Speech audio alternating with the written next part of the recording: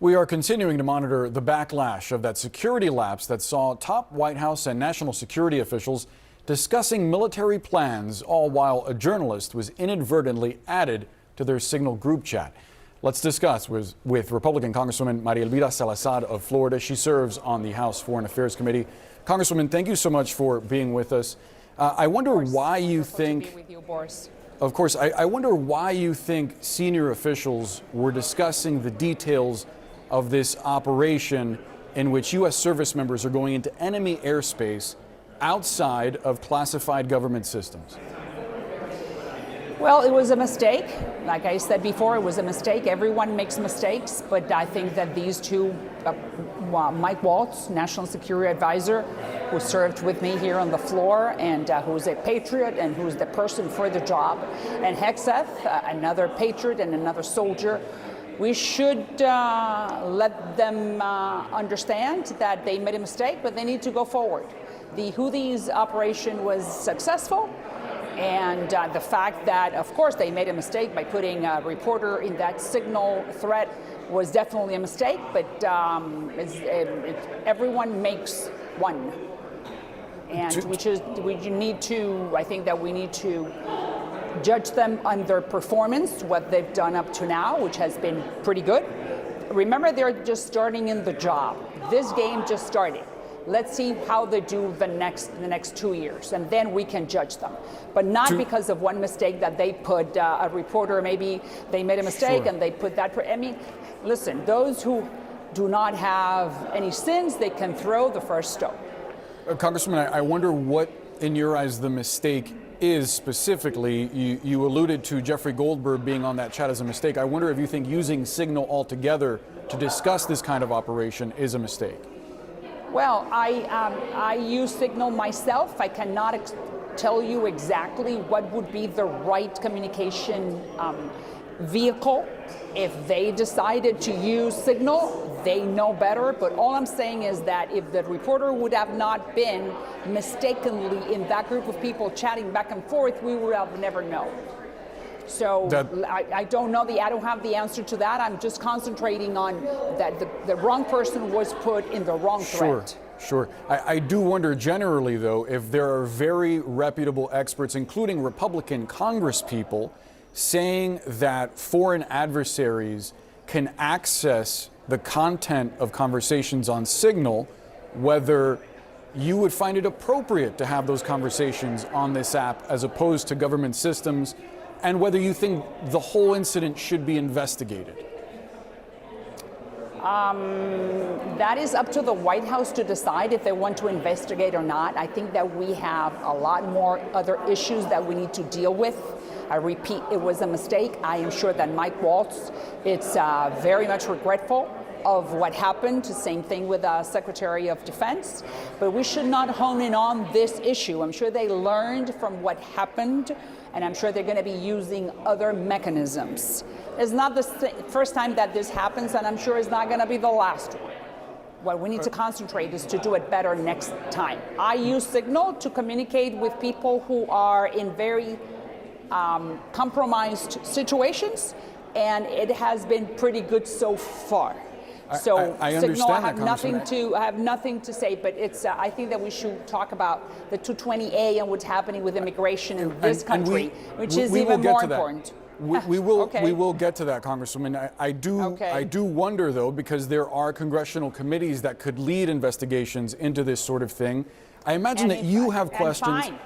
And would you support them? The committee, of course, if the committee that has jurisdiction over this issue considers that it's important to investigate what happened and reprimand, even if these are Republican actors, go ahead. Of course, it works for everybody. That's why we're here. We're a bipartisan body. If the committee decides that, you're saying that they should, but I wonder if you would lend your voice to support a committee on Capitol Hill looking into these allegations that there was classified material shared in a way that it shouldn't have been? I would invest that time and energy. I would leave that for the DOD and for the National Security Advisor team to determine. I don't think that in Congress we should be investigating and spending any time, energy, or money on this issue. Something bigger that would have had other consequences, then I would say yes. I'm not going to tell you yes when I mean no. You make the case that there are other more important issues, but I do wonder if you don't think that a Secretary of Defense or the advisor of the National Security Council potentially revealing sensitive information to a journalist constitutes a national security risk. It could be by mistake, but it's still potentially putting Americans' lives at risk. If it wasn't Jeffrey Goldberg, if it had been someone else, We have been 5 minutes in this. Your hit is around 7 or 8. I would like to spend the rest of the time of this hit talking about other things that are a little bit more consequential for the country. Congresswoman, I imagine that the lives of service members are certainly consequential, and whether they were put at risk by secretaries of defense and the National Security Advisor? Congresswoman. In this case, thank God Almighty that the operation was highly successful and we were able to go after the Houthis, who happen to be pretty bad people because they're being backed by even worse people, which are the Iranians. So why don't we concentrate on that? We recognize that it was a mistake. I'm sure that they know it was a mistake. They're going to take further precautions next time. Why don't we talk about immigration? We will. Is that sufficient accountability to you to recognize that someone made a mistake and moving on? Because I don't see that same standard being held Boris, when other people have made. I gave you the soundbite already. I just told you. Congresswoman, respectfully, I'm after a specific answer, and that is whether you think that sufficient accountability is forgiving someone when they make one mistake, as you put it. Is that sufficient? Is that the standard that you hold these cabinet members to? I'm telling you that they recognize what happened. I'm sure they're going to take measures for next time this not to happen. These are patriots. They're just starting in the job. These are people that know what they're doing. They are soldiers. They have been in the military. And I am sure that Mike Waltz, who is highly respected and highly responsible, is looking at every single corner to make sure that this will not happen to him again. I know Waltz very well. He's a personal friend of mine. I know he's ready for the job. He's going to do a fantastic job from now on. I am sure that this is not going to happen to the guy ever again. Congresswoman, moving to the conversation that we originally reached out to you to have. Yes. I imagine it may be a relief for you not to face questions about this Signal conversation. The Miami Herald is reporting that there have been some significant policy shifts on immigration. A number of I-228 holders, mostly Cuban migrants, were detained while they were attending their scheduled immigration appointments. To this point, none of them are suspected criminals or gang members. I've read that a majority of them are women, many of them mothers. Should they be deported? Of course not. And I called myself with the same passion that you saw me answering your previous question. I called Homeland Security. I spoke with the Christie Secretary Noem's deputies, and I said to them, look, the last 4 years has been a very complicated experience for this country. President Biden allowed for millions and millions of people to come in, among them Cubans. The Cubans received something called the I-220A, which is something that I don't understand what that is. It's a piece of paper with a number that means nothing. We got to remember that the Cubans have something called the Cuban Adjustment Act, which makes them privileged in the eyes of immigration.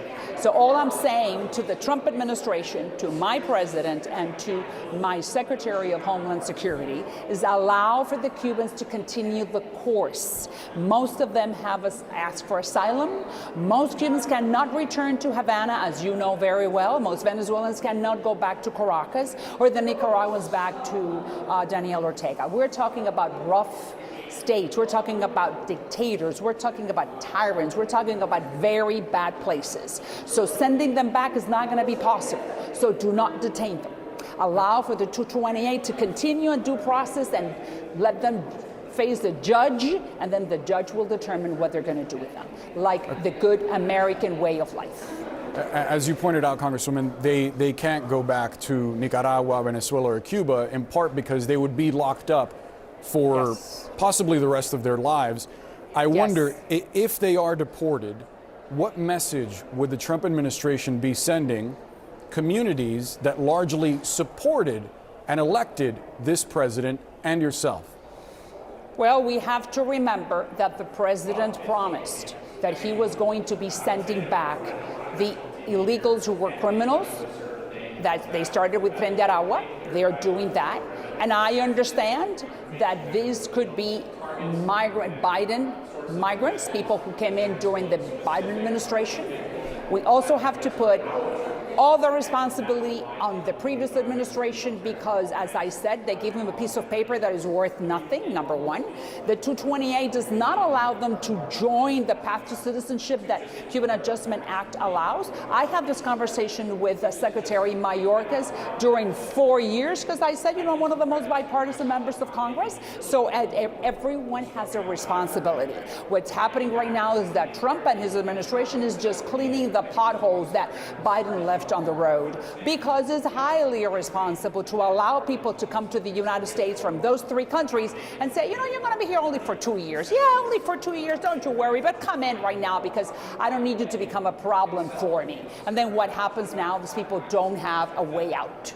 So I'm saying to the Trump administration, I know that you're paying for Biden's mistakes, but let's do this. Let's be the American way of life and allow them to continue the process in the courts and have a judge determine what's going to happen with them, which is what happens with immigration, with asylum cases. Congresswoman María Elvira Salazar, we have to leave the conversation there. Always appreciate you joining us and sharing your point of view. Invite me back so we can always chat. Anytime. Thank you so much, Congresswoman. Thank you. Stay with CNN News Central. We'll be right back. Thinking of updating my kitchen.